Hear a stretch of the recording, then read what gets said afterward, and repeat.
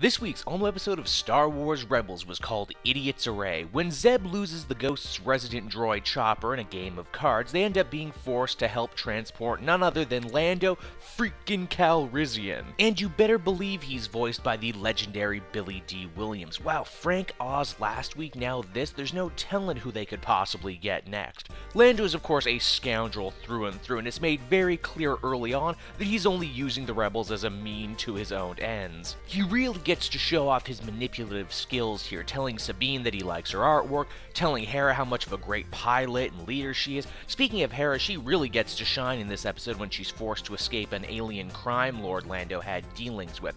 It's also a subtle reminder about the whole Twi'lek slavery thing that goes on in the Star Wars universe. Lando's prize is actually something of a space truffle pig used in mining. He needs to smuggle it past the Empire, but doing so is easier said than done because of how fractured the crew of the Ghost is now. It's actually pretty fun to see them switch roles, with Kanan being forced to fly the ship and such. This all of course ends in a big shootout with the crime boss voiced by none other than James Hong, FYI, and it's here we get a really clever scene where Ezra's new lightsaber, we find out, actually doubles as a blaster, yet again showing that just because Ezra has a lightsaber now, he understands that it's not a toy and that he's not supposed to be pulling it out every second. Idiot's Array was another great episode filled with double and even triple crosses. This is a definite episode that focuses on the smuggler and scoundrel side of the Star Wars universe, something you don't see very often, and it's nice to get away from the whole Jedi-Sith conflict every so often.